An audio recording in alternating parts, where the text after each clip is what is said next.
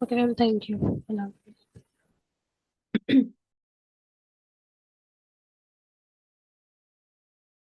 अस्सलाम वालेकुम एवरीवन। वालेकुम मैम अस्सलाम। मैम वालेकुम समवर अस्सलाम। मैम समवर रिकॉर्डिंग स्टार्ट है। जी मैम, रिकॉर्डिंग स्टार्ट है। ओके। आज हमारे आर्ट्स के सेशन का वीक 1 का डे 4 है। और अभी तक जो हमने डिस्कस किया है वो ये था, उसका हमें थोड़ा सा ओवरव्यू दे देती हूँ। फर्स्ट डे को हमने आर्ट्स के बेसिक इंट्रोडक्शन को देखा था। सेकंड डे को हमने आर्ट्स लिसनिंग के पार्ट 1 को स्पेसिफिकली डिस्कस किया था, और उसमें हमने देखा था कि हमारे पास क्वेश्चन टाइप कौन कौन से हो सकती हैं, जिसमें हमारे पास टेबल कंप्लीशन था, फॉर्म कंप्लीशन था, सेंटेंस कंप्लीशन था और समरी कंप्लीशन था। थर्ड डे को हमने डिस्कस किया था पार्ट 2 को स्पेसिफिकली, जो और उसमें हमने देखा था कि पार्ट 2 में हमारे पास कौन कौन से क्वेश्चन टाइप हो सकते हैं। उसमें हमारे पास थे मैप लेबलिंग था, एमसीक्यूज था, मैचिंग हेडिंग था। और मैप लेबलिंग के लिए कल हमने प्रैक्टिस भी की थी, और उसका मैंने टास्क भी आज आप सबको दिया था कि आपने उसको करके आना है। होप सो आप लोगों ने उसको किया होगा।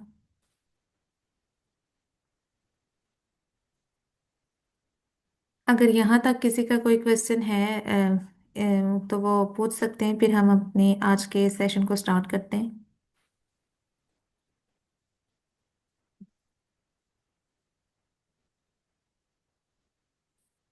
Okay, let me share my screen.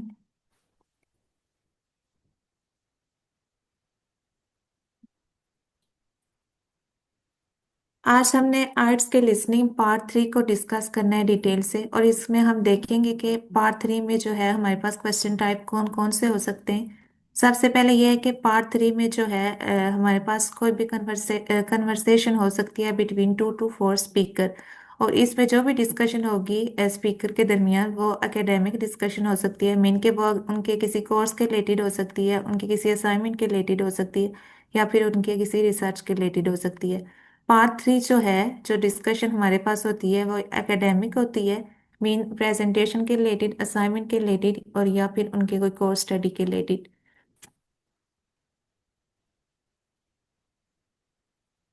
Next हम देखते हैं कि पार्ट 3 में जो हमारे क्वेश्चन टाइप हैं वो कौन कौन से हो सकते हैं।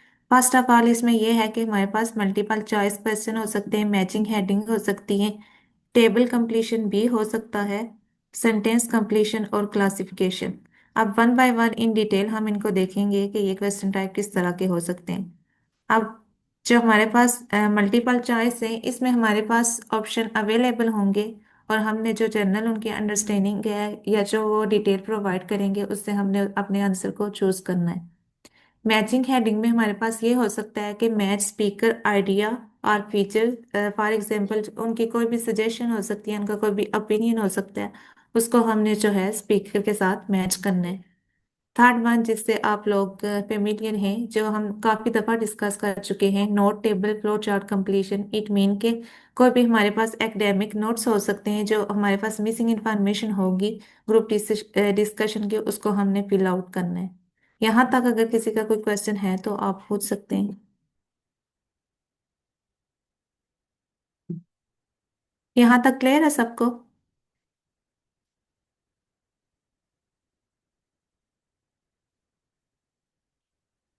नेक्स्ट हम डिस्कस करते हैं सेंटेंस कंप्लीशन और क्लासिफिकेशन को। सेंटेंस कंप्लीशन ऑलरेडी हम देख चुके हैं कि ये कोई भी हमारे पास ब्लैंक्स हो सकती हैं, जो हमने शॉर्ट रिस्पॉन्स की बेस पे जो भी स्पीकर प्रोनाउंस करेंगे उस बेस पे हमने इसको फिल आउट करना है।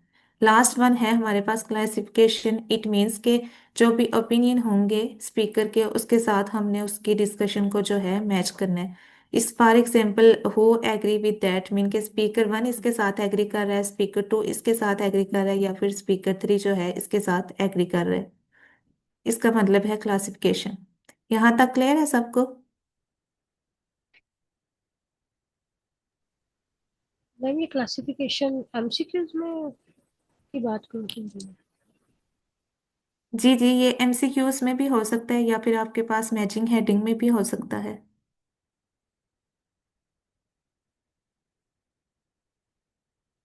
यहाँ तक क्लियर है सबका? Yes ma'am. Yes ma'am. Okay. अब हम देखते हैं कि जो भी हमने अभी डिस्कशन किया है कि जो हमारे पास क्वेश्चन टाइप है, इसके अब हम सिनेरियो टाइप देखते हैं कि जो पार्ट 3 है वो बेसिकली किस चीज़ के गीत इन्वॉल्व करता है। तो इट मीन्स कि ये हमारे पास कोई भी एकेडमिक डिस्कशन है, यूनिवर्सिटी के रिलेटेड हो सकती है, प्रेजेंटेशन के रिलेटेड हो सकती है, असाइनमेंट के रिलेटेड हो सकती है। तो फर्स्ट ऑफ ऑल जो इसमें जो टिपिकल सिनेरियो इंक्लूड करता है वो ये है कि कोई भी ग्रुप डिस्कशन हो सकती है, किसी भी टास्क के रिलेटेड, डेडलाइन के रिलेटेड, प्रेजेंटेशन के रिलेटेड, और ये दो या दो से ज़्यादा लोगों के दरमियान हो सकते हैं। मीन के दो स्टूडेंट और उनके टीचर के दरमियान हो सकती है, या फिर स्टूडेंट के ग्रुप के दरमियान कोई भी जो डिस्कशन होगी उसको हम पार्ट 3 में इन्वॉल्व कर सकेंगे। सेकंड है meeting with the tutor. It mean के कोई भी जो है असाइनमेंट या रिसर्च, उसके जो भी मीटिंग होगी उसके ट्यूटर के रिलेटेड, इसकी बेस पे भी कोई डिस्कशन या क्लैरिफिकेशन हो सकती है। थर्ड वन है debating sharing opinion. It means के जो आप रिसर्च, आपका अगर कोई प्रोजेक्ट है उसके रिलेटेड जो भी सजेशन है या डिसएग्रीमेंट है, उसके दरमियान जो भी कन्वर्सेशन होगी स्टूडेंट और ट्यूटर की, वो भी पार्ट 3 में शामिल होती है। यहाँ तक अगर किसी का कोई क्वेश्चन है तो आप लोग पूछ सकते हैं।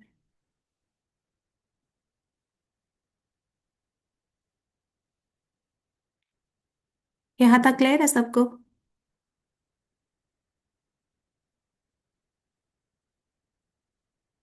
नेक्स्ट हम देखते हैं कि इसमें जो हमारे पास सिंपल क्वेश्चन फॉर्मेट है वो कौन कौन से हो सकते हैं। फर्स्ट ऑफ ऑल मैं आपको एग्जांपल दूंगी मल्टीपल चॉइस क्वेश्चन की। इसमें अगर हमारे पास एक क्वेश्चन है, what is the student main concern. अब यहाँ पे हमारे पास ऑप्शन जो है वो तीन अवेलेबल हैं। फर्स्ट ये है कि लैक ऑफ रेफरेंसेस, सेकंड ये है कि रिपोर्ट लेन, थर्ड ये है कि पोर स्ट्रक्चर। अब जो हमारे पास ऑडियो प्ले होगी उसमें स्पीकर हमें ये बोलेंगे, my main problem is I just can't seem to get the right structure, I think the contents okay. तो इट मीन्स के जो वो कह रहे हैं कि कंटेंट्स जो हैं हमारे पास ठीक हैं, लेकिन जो स्ट्रक्चर है वो उन्हें कोई सही नहीं लग रहा। तो इसका कौन सा ऑप्शन आपके पास जो है वो करेक्ट मैच करता है? Poor structure, option C. जी। और इसको आपने पैराफ्रेज किसके साथ किया है?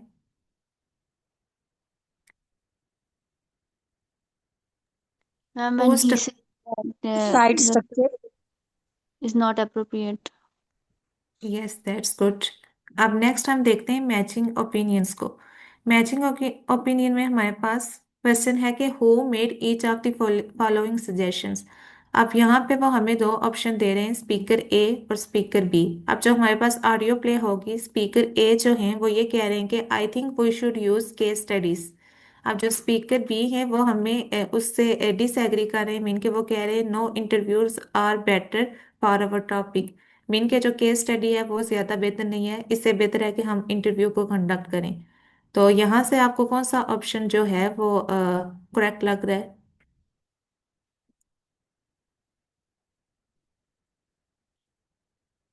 Anyone please?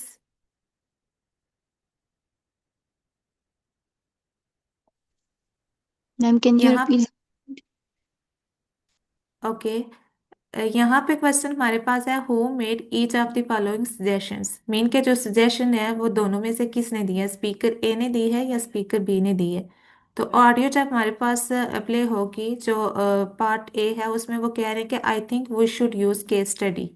और जो सेकंड है वो ये कह रहे हैं कि no interviews are better for our topic. अब यहाँ से सजेशन जो है वो किसने दी है, ए ने दी है या बी ने दी है? A. ओके। ए है मैम। और ये आपको क्लियर हुआ है कि किस तरह आपने इसको टैकल किया है? Yes, ma'am. Yes ma'am. जो ओके। उसने वर्ड थिंक यूज किया है शायद उसकी वजह से। शायद नहीं, यहाँ पे उन्होंने बोला है कि I think we should use case study. यहाँ पे उनका ये जो That ओपिनियन है होना ये चाहिए। जी जी, ये क्लियर है। और जो सेकंड है उसमें उन्होंने उनको रेफ्यूज किया है, no interviews are better for our topic. तो हेंस यहाँ से हमने इसको ऑप्शन ए को जो है करेक्ट कंसीडर किया है। Is it clear now? Yes, ma'am. Okay. Next हम नोट कंप्लीशन की जो है उस की एग्जांपल को देखते हैं। इसमें हमारे पास क्वेश्चन है कि नोट्स ऑन असाइनमेंट। क्वेश्चन हमारे पास क्या है कि असाइनमेंट के ऊपर जो है हमने नोट्स लिखने हैं, और जो मेन टॉपिक है ना वो हमारे पास फिल इन द ब्लैंक्स है। तो अब जो ऑडियो हमारे पास प्ले होगी वो ये कहेंगे वो agree to focus on consumer behaviour in rural areas. तो यहाँ से आप देखेंगे जो हमारा मेन टॉपिक है वो क्या हो सकता है ऑडियो से। कंज्यूमर बिहेवियर ही बनेगा मैम। यस, और ये आपको कैसे लगा कि ये कंज्यूमर बिहेवियर ही होगा? क्योंकि अगर हम असाइनमेंट देखें तो असाइनमेंट किस टॉपिक के बारे में की जा रही है, वो तो बिहेवियर की वजह से की जा रही है। अगर यहाँ पे कंज्यूमर इस वजह से लगा है क्योंकि मे बी उसने दो टू वर्ड्स बोले हो, तो इसलिए उसने कंज्यूमर। और वही एग्री, हम एग्री करते हैं, किस चीज पे फोकस करते हैं, consumer behaviour in rural areas में, मतलब कि जो सिटीज एरियाज में, उनमें तो फोकस हमारा फिर बिहेवियर पे ही बनता है ना। तो असाइनमेंट में सबसे बड़ी बात फिर यही थी मैडम, इसलिए इसको मैंने क्या जज कर लिया। यस, ये मैम सबा ने काफी अच्छा एक्सप्लेन किया है। इसके अलावा अगर किसी को इस एमसीक्यूज की समझ ना आई हो। मैम नहीं समझ आई। अब उन्होंने आगे जो एक मेन वर्ड यूज हो रहा है वो रूरल एरियाज भी तो किया है, इससे ये भी तो हो सकता है ना। तो इसको थोड़ा सा ज्यादा एक्सप्लेन कर। ओके, अब यहाँ पे देखें कि जो हमारे पास ऑडियो प्ले हुई है वो क्या कह रहे हैं कि वो agree to focus on consumer behaviour in rural areas. अब जो नोट्स ऑन असाइनमेंट है, अब क्वेश्चन को देखें ना, नोट्स ऑन असाइनमेंट। अब यहाँ पे जो है असाइनमेंट वो किसी स्पेसिफिक टॉपिक के रिलेटेड होगी ना। अब जो रूरल एरियाज हैं वो तो काफी सारे हो सकते हैं, मीन के वो एक और दो तो नहीं हो सकते। तो इसमें जो टॉपिक हमारा होगा वो स्पेसिफिक होगा, मीन के किस चीज़ में रूरल एरियाज में हम फोकस कर रहे हैं। तो मेन जो हमारा कंसर्न होगा वो यहाँ पे कंज्यूमर बिहेवियर पे होगा ना। तो दैट्स वाई जो हमारा करेक्ट आंसर है वो कंज्यूमर बिहेवियर है। मैं मनीषा, ये क्लियर है अब आपको? जी मैम, आई जी मैम, गॉट। अगर हम देखें ना तो यहाँ पे उन्होंने लिखा है ऑन कंज्यूमर बिहेवियर, टॉपिक का नाम ही आना था आंसर में भी, और अगर देखें सेंटेंस में भी ऐसे ही है। जी जी, ऐसा ही है। आ, जी मैं मनीषा, अब आपका क्लियर है? Yes ma'am, thank you. Okay, next हम देखते हैं कि पार्ट 3 में जो है हमारे पास कॉमन मिस्टेक्स क्या हो सकती हैं। सबसे पहले ये है कि missing shift in opinion. It means के जो स्पीकर हैं वो अपने माइंड या अपनी स्टेटमेंट को चेंज कर सकते हैं, तो हम जो लोग हैं उसको मिस इंटरप्रेट कर सकते हैं। मीन के अगर स्पीकर ने फर्स्ट टाइम कहा है कि मैं इस सजेशन से एग्री करता हूँ, तो लेटर वो कह सकते हैं कि मैं इस पे कुछ हद तक एग्री हूँ बट मैं कंप्लीटली इससे एग्री नहीं हूँ। तो इस चीज को भी हमने ध्यान से सुनना है और उसके बाद अपने फाइनल स्टेटमेंट देनी है। ये चीज आपको क्लियर हुई है? Yes ma'am. Okay, second one है confusing speaker roles. It mean कि अगर स्पीकर हमारे पास दो या दो से ज्यादा हैं तो हम हो सकता है कि उनके जो वो बिहेव कर रहे हैं या जो वो स्पीक कर रहे हैं उसमें हम कंफ्यूज हो जाएं जब हमारे पास दो या दो से ज्यादा वॉइसेस हों। तो उसके लिए ये है कि जब भी वो स्टार्ट करेंगे ना तो वो खुद को इंट्रोड्यूस करेंगे। अगर दो हमारे पास स्टूडेंट हैं और एक हमारे पास टीचर है तो वो ऑब्वियसली अपने नाम को इंट्रोड्यूस करेंगे, तो हमने उसके नाम को और उनके करेक्टर को याद रखना है और उनके वॉइसेस को मिक्सअप नहीं करना। ये पॉइंट क्लियर है यहाँ तक सबका?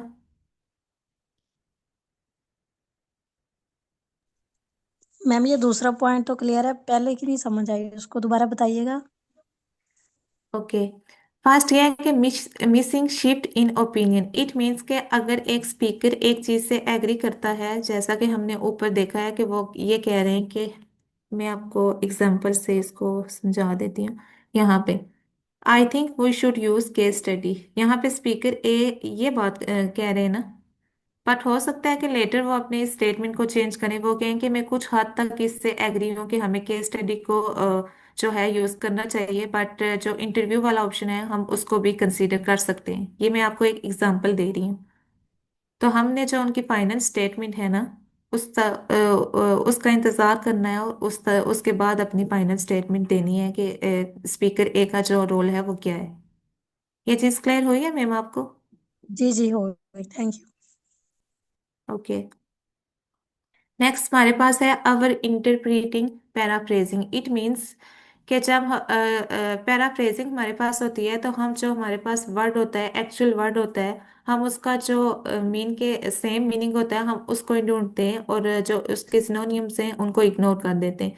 फॉर एग्जाम्पल, अगर हमारे पास एक वर्ड एजुकेशन है क्वेश्चन में, तो जब स्पीकर जो है अपनी ऑडियो को प्ले करते हैं, हो सकता है वो एजुकेशन के लिए जो कोई और वर्ड है वो उसको यूज करें, लर्न कर सकते हैं, ट्रेन कर सकते हैं।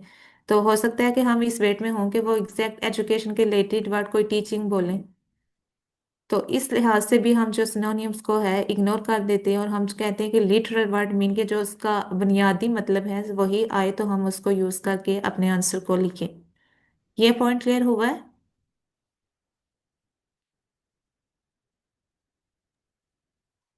मैम क्लियर तो हुआ, लेकिन प्रॉब्लम इसी में ही आती है क्योंकि समटाइम्स अगर इजी सिनोनिम दिए हों तो वो तो फिर इजीली अंडरस्टैंड कर लेता है, अगर समटाइम्स वो टफ दे दे तो फिर थोड़ा सा प्रॉब्लम होता है और जी हम अपना ऐस आंसर गलत कर देते हैं।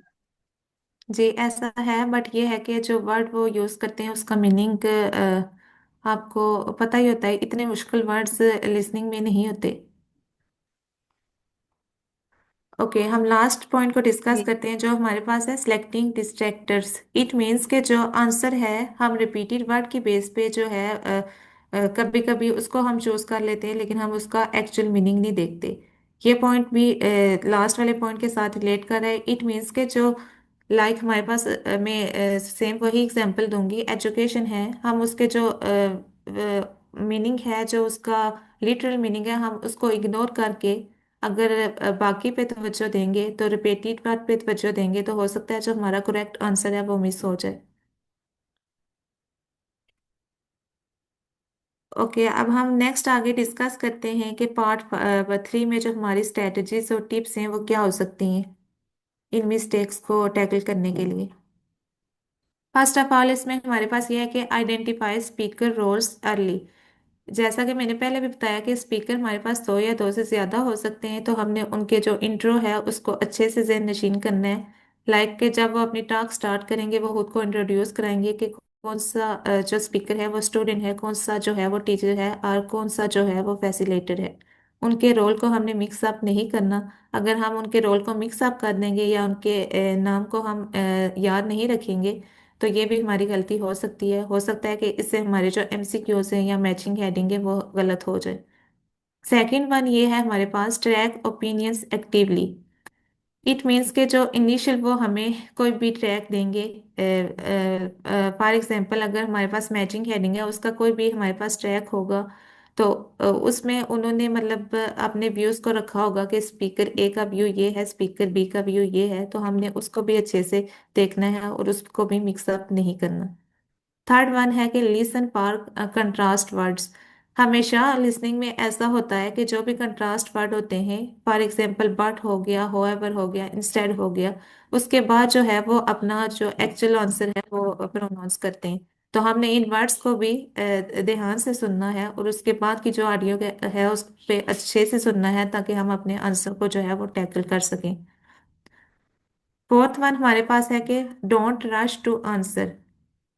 इट मीन्स के जो फर्स्ट आइडिया अगर स्पीकर ए ने दे दिया हमने उसी को ही दुरुस्त नहीं मान लेना, हमने उसकी कंफर्मेशन तक वेट करना है और उसके बाद अपनी फाइनल स्टेटमेंट देनी है, जैसा कि हम एग्जाम्पल में भी डिस्कस कर चुके हैं। सबसे लास्ट और सबसे इम्पोर्टेंट जो है review instruction carefully. It means के आपने इंस्ट्रक्शन को अच्छे से देखना है कि आपने चूज टू लेटर करने हैं या वन लेटर करने हैं। एमसीक्यूज में सम टाइम ऐसा भी होता है कि आपको थ्री लेटर भी चूज करने पड़ते हैं, बट ऐसा बहुत कम होता है। और इसी तरह जब आपके पास मैचिंग हेडिंग्स होंगी तो वहां पे भी आपने देखना है कि जो मैचिंग हेडिंग्स हैं वो कितनी है और बॉक्स में जो आपके पास ऑप्शंस हैं वो कितने हैं। ज्यादातर ऐसा होता है जो ऑप्शंस आपके पास अवेलेबल होते हैं वो ज्यादा होते हैं हेडिंग से, और कभी कभी ऐसा होता है कि वो कम भी हो सकते हैं, और हो सकता है कि जो आपका एक ऑप्शन है वो आपके लिए दो आंसर के लिए यूज हो। यहाँ तक क्लियर है सबको आज का जो हमने डिस्कस किया है पार्ट 3? Yes ma'am. मैम ये लिसन फॉर कंट्रास्ट वर्ड ये वाली दोबारा बात रिपीट कर दीजिए। ओके, मैं इसको दोबारा से बता देती हूँ। इसके लिए ये है कि जो हमारे पास कंट्रास्ट वर्ड होते हैं ना, मीन के जो हमारे पास बट हो गया, आल दो हो गया, जब जो हम अपनी जबान में भी यूज करते हैं जब हम कोई बात कहते हैं कि मैं ये करना चाहती थी लेकिन ऐसा नहीं हुआ, तो इस इन वर्ड्स के बाद की जो स्टेटमेंट होगी ना कि काश मैं कल जा सकती लेकिन कल बारिश हो गई, तो जो लेकिन के बाद वाली स्टेटमेंट है ना इसको आपने अच्छे से देखना है सॉरी सुनना है, क्योंकि इसके बाद जो आपका है वो फाइनल आंसर हम देते हैं। हम अपनी डेली कन्वर्सेशन में भी तो ये वर्ड्स यूज करते हैं ना। इसके बाद जो होता है हम अपना एक्चुअल रीजन देते हैं और वही हमारा फाइनल आंसर होता है। ये क्लियर है मैं मनीषा आपको? जी जी जी। ओके। आप कोई भी आज की जो हमने डिस्कस मैम किया उसका एक ओवरव्यू दे दें, फिर हम मैम प्रैक्टिस की तरफ जाते हैं। जी जी।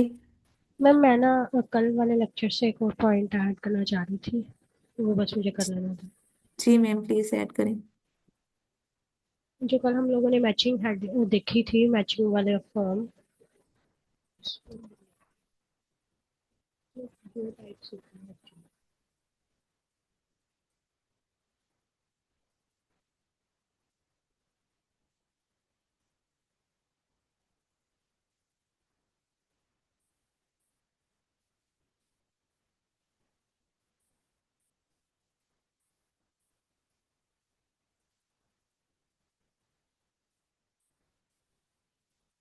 मैम संभल, जब तक आपकी स्लाइड्स ओपन होती तो तब तक हम इसका ओवरव्यू देख लेते हैं।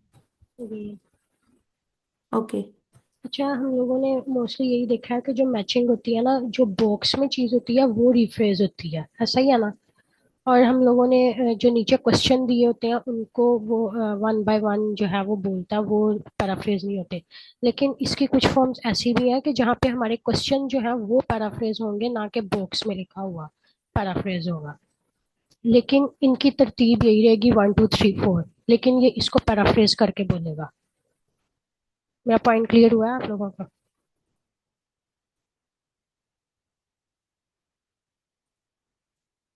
तो अगर हम लोगों को इस तरह क्वेश्चन की टाइप को पहले से पता है ना, तो फिर हमें ऑडियो से पहले अपने माइंड को प्रिपेयर रखना पड़ेगा कि वो किस तरह बोलेगा। इसलिए ये चीज़ भी जानना जरूरी है कि हमेशा ये नहीं होगा कि वो बॉक्स वाले को पैराफ्रेज करेगा, कभी वो क्वेश्चंस को भी पैराफ्रेज कर सकता है। ठीक है मैम, मेरा इतना ही पॉइंट था, अगर समझ आ गई है सबको। ओके। ये मैम सुंबल ने मजीद इसको क्लियर कर दिया है कि जो हमारे पास मैचिंग हेडिंग हो सकती हैं, तो उसमें जो भी हमारे पास क्वेश्चन टाइप होते हैं like you can see from 1 to 4, तो हो सकता है कि वो सेम एग्जैक्ट ये ना बोलें कि is in a rural area, वो उसको भी पैराफ्रेज कर सकते हैं। और जो हमारे पास ऑप्शन अवेलेबल हैं लाइक ब्रिज होटल और जो भी है द रॉयल ओक, जो भी ये वर्ड हैं इनको भी वो प्रोनाउंस सॉरी पैराफ्रेज करके बोल सकते हैं। नहीं मैम, तो ये आज जो इधर बॉक्स वाले हैं इनको ये पैराफ्रेज नहीं करेंगे, इधर ये क्वेश्चंस को पैराफ्रेज करेंगे। ओके।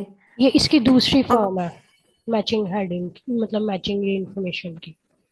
इसमें ये इन ओके। क्वेश्चंस को पैराफ्रेज करेंगे, ना कि इनको। और दूसरी हम लोगों ने फॉर्म जो मोस्टली आती है उसमें हम लोग बॉक्स वाली की ठीक है। पैराफ्रेजिंग देखते हैं, ना कि इन क्वेश्चंस की। इसीलिए ये मेरा बताने का मकसद था कि आपका माइंड पहले से प्रिपेयर हो के ऑडियो में क्या किस तरतीब से बोलेगा, फिर हम लोग सही आंसर पिक कर सकते हैं। अदरवाइज हम इसी में कंफ्यूज हो जाएंगे कि वो पैराफ्रेज किसको कर रहा है।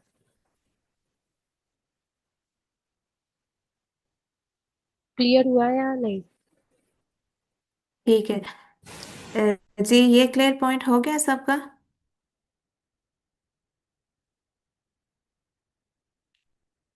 सर अबू बकर, अगर आप क्लास में हैं तो आज के लेक्चर को समराइज कर दें कि आज हमने क्या क्या डिस्कस किया है। मैम मैंने अभी ज्वाइन किया है, सॉरी टू से। Okay it's okay.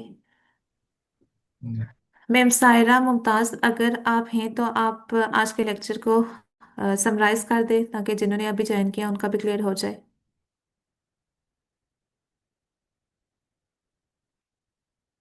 Ma'am Saira, are you there?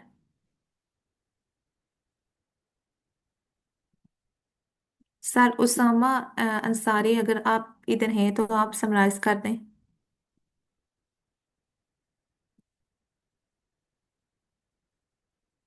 Sir Usama, are you there?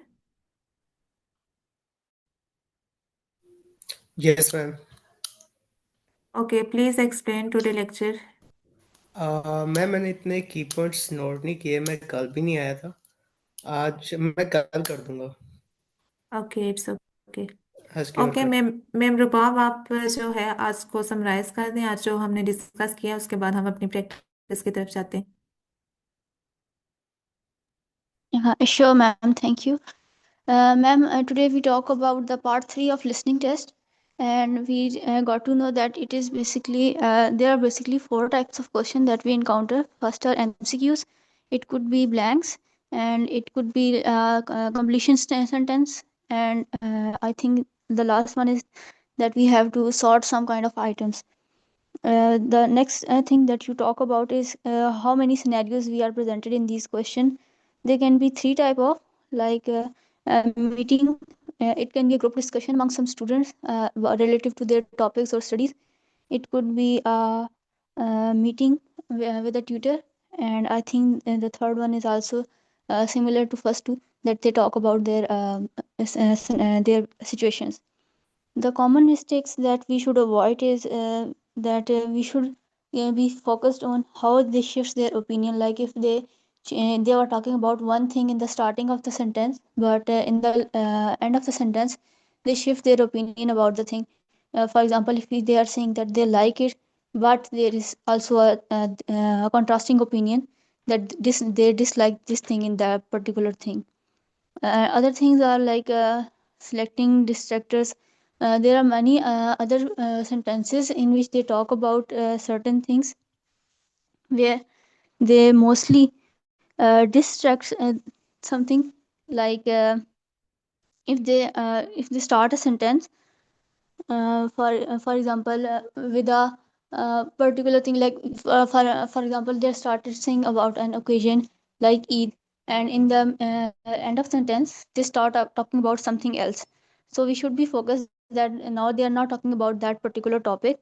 There's a shift in the topic. Sometimes they also confuse in their speaking roles. Sometimes we confuse that this is the tutor speaking, but actually it's the student, or sometimes it could be a student, but it actually came out to be a tutor. And the common strategies that we can use to tackle these kind of situations are we should be focused on this listening audio they are playing. We should track the identity of each speaker, what are they and what role they play. Secondly, we should listen to the contrasting words, like if they use word however, but, or, although. So these kind of things help us to know that whether they shift their opinion or they are still talking about the same topic.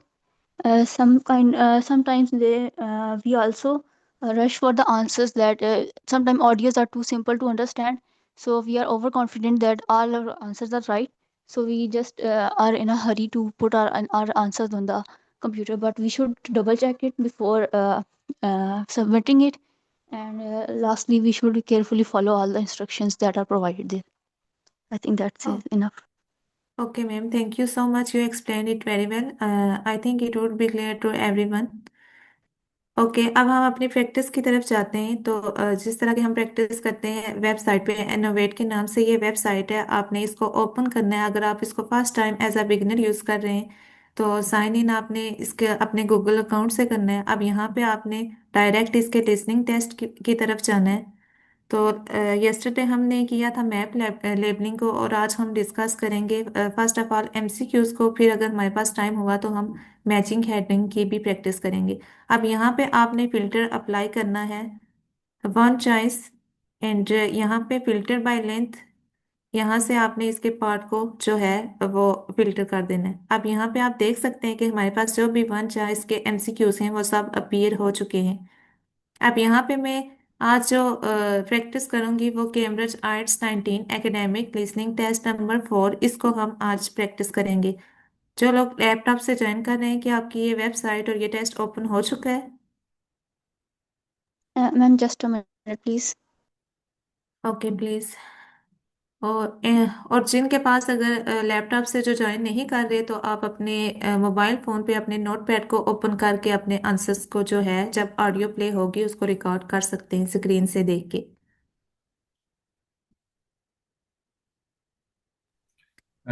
Assalamu alaikum, ma'am. वालेकुम सलाम। Ma'am, I have a question about MCQs type questions. Okay, ma'am, ये long MCQs type questions आते हैं इसके अंदर, जो से इनके ऑप्शंस लेंथी होते हैं थोड़े से। तो मैम उनके अंदर पहले हमने क्या क्वेश्चन के कीवर्ड्स को हाईलाइट करना होगा या फिर ऑप्शंस को जाके हम देखें हाईलाइट करें, तो कौन सा ट्रिक है इसके अंदर यूज होगा? ओके अच्छा सर, जब आपके पास एमसीक्यूज के क्वेश्चन टाइप आते हैं ना, तो सबसे पहले आपने जो आपके पास क्वेश्चन है उसके कीवर्ड को हाईलाइट करना होता है। उसके बाद जब आपके पास जो ऑप्शन अवेलेबल हैं उनको हाईलाइट करना है। अभी मैं प्रैक्टिस के दौरान भी ये चीज़ बताऊंगी। और जब आपके पास ऑडियो प्ले होगी तो सबसे बेस्ट ट्रिक इसकी ये है कि आपने एलिमिनेशन करनी है।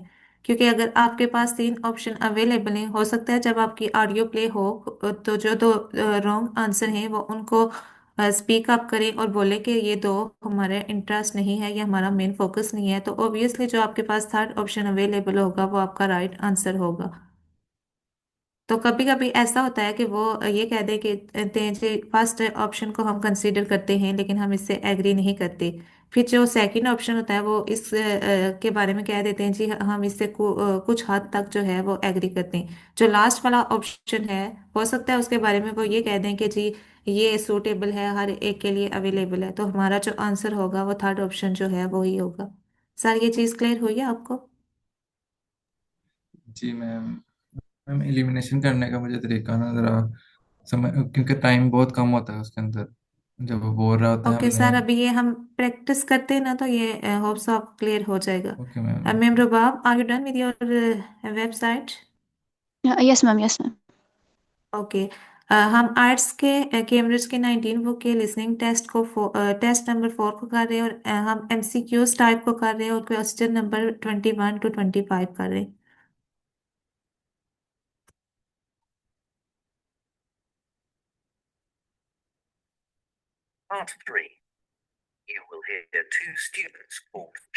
जी माए साहब, सबको क्लियर है ये? Yes, ma'am. ओके अब हम स्टार्ट करते हैं।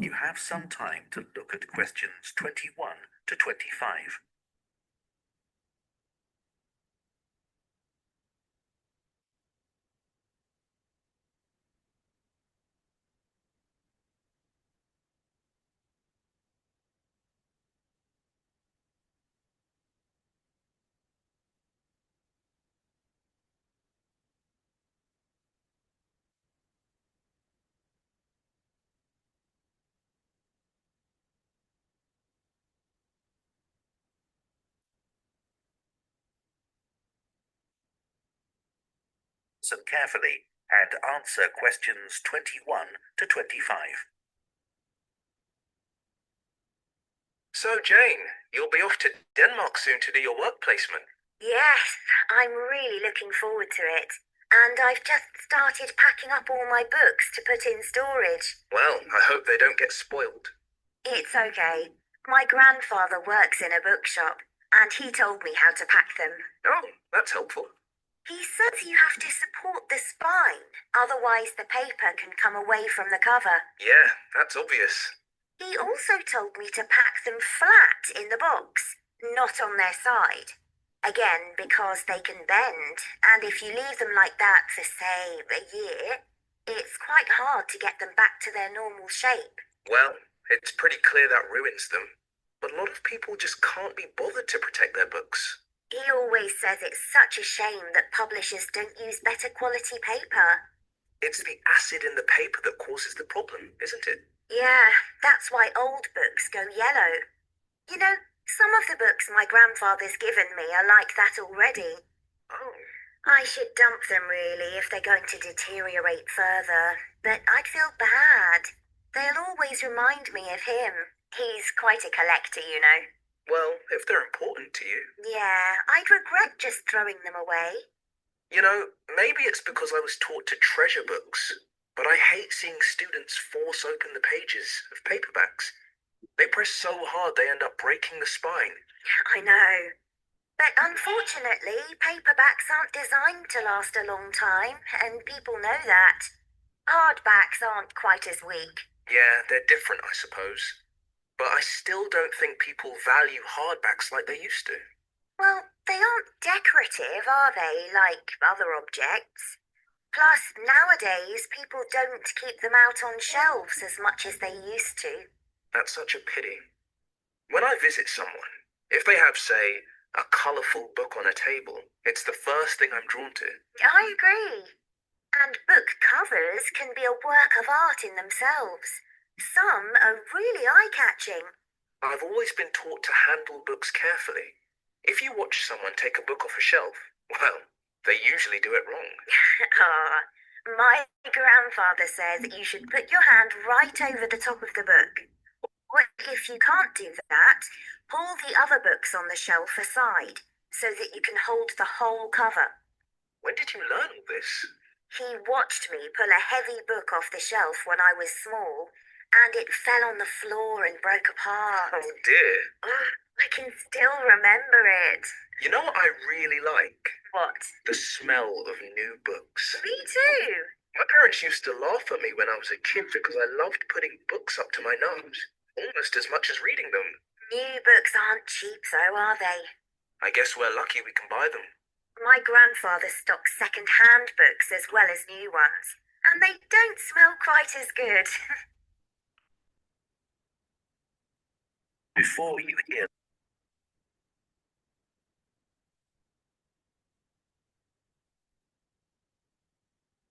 अब हम अपने आंसर्स को सबमिट करते हैं, तो आप लोग बताएं कि आपके कितने आंसर्स जो हैं वो करेक्ट हैं।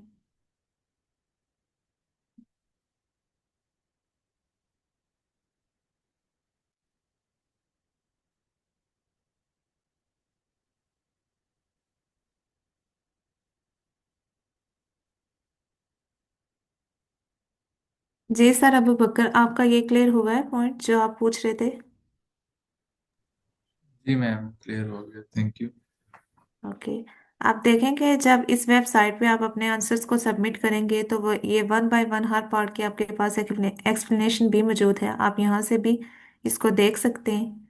यहाँ से आप अपने ऑडियो को अगेन प्ले करके विद स्क्रिप्ट इसको सुनेंगे, तो जो आपकी प्रोनाउंसिएशन की मिस्टेक है वो भी आपकी जो है करेक्ट हो जाएंगी। ओके, प्लीज़ आप अपने आंसर्स को बताएं कितने आपके आंसर्स करेक्ट हैं और साथ में कितना आपने इस जो क्वेश्चन टाइप को है अंडरस्टैंड किए।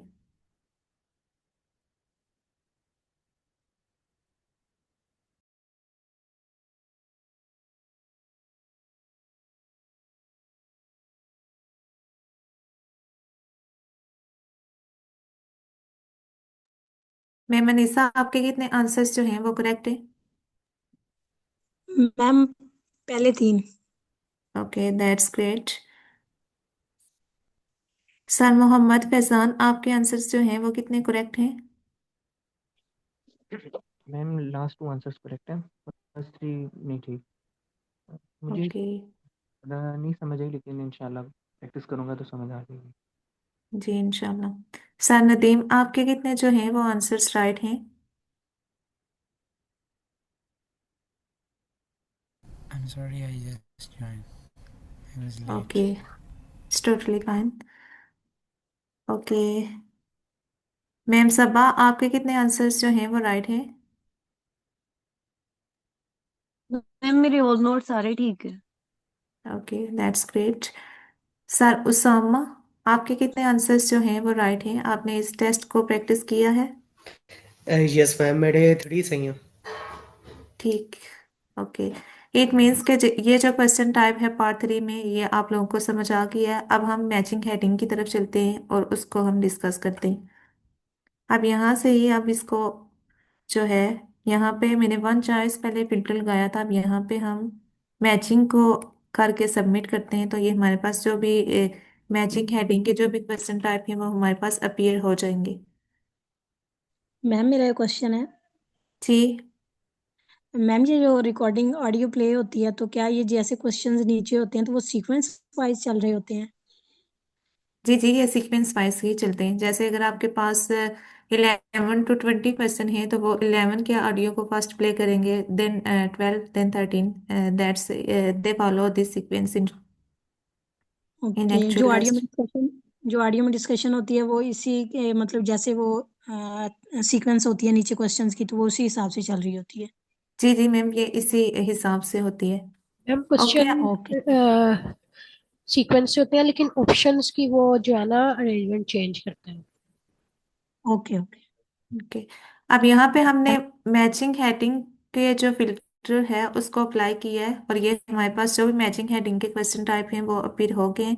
अब यहाँ पे हम जो सेम हमने आर्ट्स 19 के टेस्ट लिसनिंग टेस्ट 4 को फॉलो किया, अब हम उसी को ही करेंगे, ये उसी का ही पार्ट है। तो इसको हम स्टार्ट करते हैं। जो लोग लैपटॉप से ज्वाइन कर रहे हैं, अगर आपके पास ये वेबसाइट ओपन है तो मुझे क्लिक करें, हम इस टेस्ट की प्रैक्टिस को स्टार्ट करते हैं। मैम ओपन हो गया। ओके, मैं अगेन रिपीट कर देती हूँ। ये आर्ट्स 19 का लिसनिंग टेस्ट 4 है, क्वेश्चन 26 से 30 तक है। हम इसको स्टार्ट अप करते हैं। अब आप देख सकते हैं कि ये जो ऑडियो हमारे पास है ये पूरे 7 मिनट की है। इट मीन्स कि ये जो है 21 से लेके 30 मिनट तक की है। अब हमने जो अपनी हाफ ऑडियो है उसको हम कर चुके हैं। अब जो रिमेनिंग है हम उसको करेंगे। तो होप सो के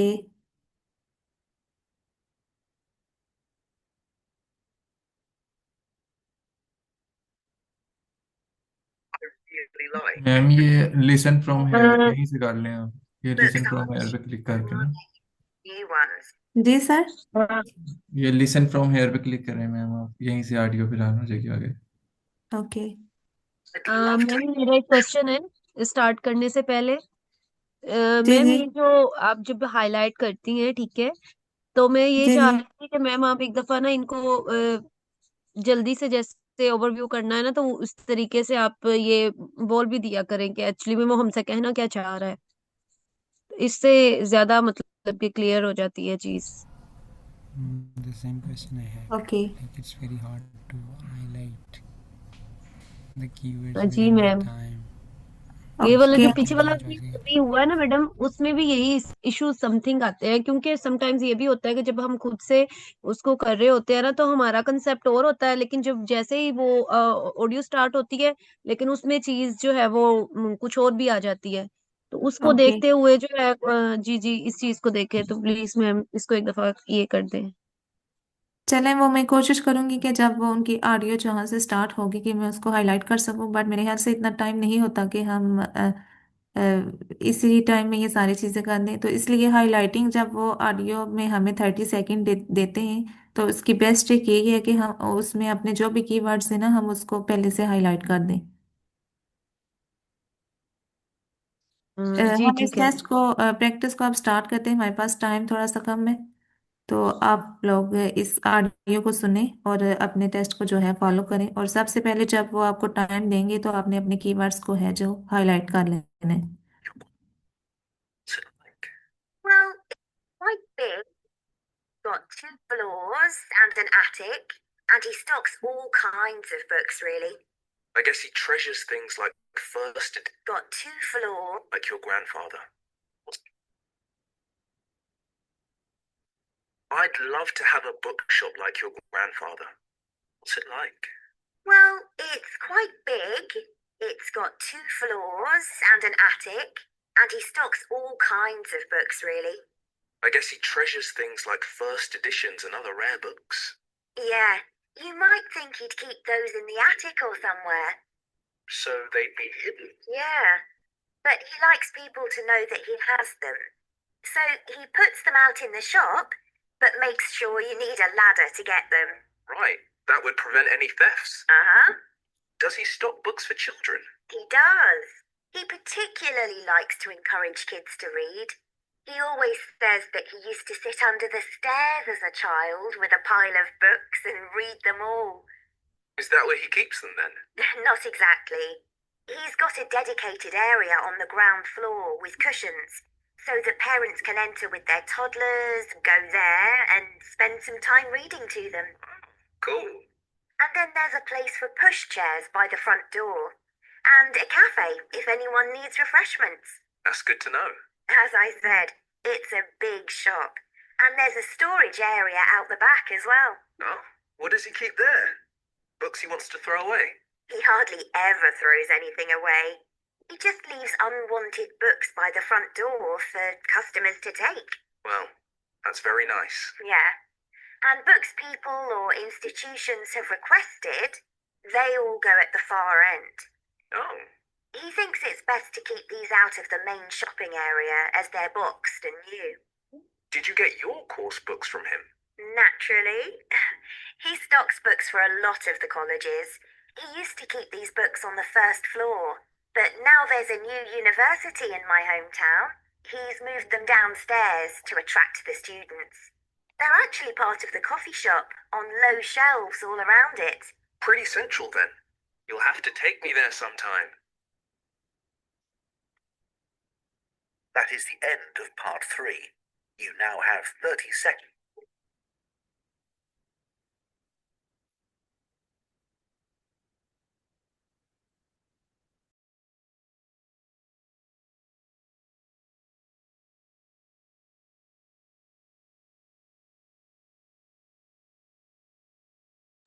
जी, तो इसमें आप सबके कितने जो आंसर्स हैं वो राइट है, हम इसको सबमिट करके देखते हैं। और इसके लिए आपने देखा होगा कि उन्होंने कौन से जो हैं वो कीवर्ड्स यूज़ किए हैं, कौन से सिनोनिम यूज़ किए हैं, और एक में उन्होंने कंट्रास्ट वर्ड भी यूज़ किया है। मैचिंग हेडिंग वाला पार्ट आपका क्लियर है? अगर आपने इसको प्रैक्टिस किया है तो प्लीज़ अपने आंसर्स को बताएं कि आपके कितने आंसर्स जो हैं वो राइट है। Ma'am I got 4 out of 5। जो फोर्थ वाला ऑप्शन था वो रॉन्ग हो गया, रिक्वेस्टेड बुक्स वाला। I think I miss this. Yes, और इसके लिए मेरे ख्याल से उन्होंने कंट्रास्ट वर्ड भी कोई यूज़ किया था। यस मैम, मैंने यहाँ से थोड़ा फोकस जो है वो ट्रैक का लूज कर दिया था, इसलिए ये रह गया। ओके, इसको स्किप करके नेक्स्ट वाले की तरफ ध्यान दे कि मैं इसको फिल कर लूँ, तो इसको मैंने खुद एंड पे जो है बस तुक्का मार दिया। अच्छा, ओके, दैट्स फाइन। और बाकी जो है आप भी अपने आंसर्स को बता दें, फिर हमें इसका जो है क्लियर हो जाए कि इसकी आपको कितनी समझ आई है इस क्वेश्चन टाइप की। मैम मेरे लास्ट 2 वाले ठीक थे। Okay, it's okay. अगर आपकी फर्स्ट अटेम्प्ट है या सेकंड अटेम्प्ट है फिर भी ये ठीक है। विद द प्रैक्टिस मैम वो आपकी ये जो वॉइस है। का इशू, वॉइस का इशू है, सही से आ नहीं रही, ऑडियो समझ नहीं आ रही थी। ओके, चले ये जो आज हमने डिस्कस करना था एमसीक्यूज को और मैचिंग हेडिंग को, इसकी प्रैक्टिस भी हमने कर ली है। अब मैं जो समरी है आज के लेक्चर की उसको अगेन रिपीट कर देती हूँ, अगर किसी ने लेट ज्वाइन किया है या जो भी इशू है वो आपका क्लियर हो जाए। आज हमने डिस्कस किया है पार्ट 3 को स्पेसिफिकली, और उसमें हमने देखा है कि हमारे पास क्वेश्चन टाइप जो है वो कौन कौन सी हो सकती है। उसमें हमारे पास सबसे पहले था कि जो भी हमारी पार्ट 3 में कन्वर्सेशन है वो हमारी हमेशा जो है वो दो स्पीकर के दरमियान भी हो सकती है, दो या दो से ज़्यादा स्पीकर भी हो सकते हैं। और ये हमेशा जो भी टॉक है हमारी वो एकेडमिक टॉक हो सकती है, या फिर कोई भी प्रेजेंटेशन के रिलेटेड हो सकती है, किसी भी रिसर्च प्रोजेक्ट के रिलेटेड हो सकती है। तो सबसे पहले जो इसका सिनेरियो ये था कि हमने जो स्पीकर जो भी चीज़ प्रोनाउंस करेंगे उसको हमने नशीन करना है, और जो भी है कि उनके रोल को हमने मिस इंटरप्रेट नहीं करना। मीन कि अगर जो स्पीकर ए का नाम जो है वो उसको दूसरे की वॉइस के साथ मिक्सअप नहीं करना। इसके अलावा हमने डिस्कस किया कि मैचिंग हेडिंग जो हमारे पास है उसको हमने कैसे डील करना है। मैचिंग हेडिंग में ये हमारे पास है कि बॉक्स में जो हमारे पास इंफॉर्मेशन मौजूद है हमने उसको, और जो हमारे पास क्वेश्चन टाइप गिवन है उनको फर्स्ट ऑफ ऑल मैच करना है कि जो हमारे पास इतने ऑप्शन है उतनी हमारे पास इंफॉर्मेशन गिवन है या उससे ज़्यादा है। सम टाइम ऐसा होता है कि डिस्ट्रक्शन के लिए वो जो इंफॉर्मेशन है उसको ज़्यादा दे सकते हैं, और जो हमारे पास ऑप्शन होते हैं वो कम होते हैं। तो इस चीज़ को भी हमने ध्यान से देखना है। उसके अलावा हमने देखा कि इसमें हमारे पास कॉमन मिस्टेक्स क्या हो सकती हैं कि हम स्पीकर को रोल को मिक्स अप कर सकते हैं। सेकेंडली हम ये कर सकते हैं कि जो हमारे पास पैराफ्रेजिंग है हम उसको जो है इग्नोर कर देते हैं, और जो हमारा एक्चुअल वर्ड है हम कहते हैं कि जो हमारे पास वर्ड अपीयर हुआ है सेम उसी मीनिंग का कोई वर्ड आए तो हम उसके आंसर को राइट अप करें, जो कि हमारी सबसे बड़ी मिस्टेक होती है। थर्ड वन ये भी है कि कभी कभी हम सिनोनियम पे ज्यादा तवज्जो देते हैं, तो जो हमारा एक्चुअल वर्ड का मीनिंग है ना, जो ओरिजिनल मीनिंग है, हम उसको भी जो है वो डी ट्रैक कर देते हैं, और जो सिनोनियम है उन पे फोकस करके भी अपने आंसर्स को जो है वो रॉन्ग कंसीडर कर देते हैं।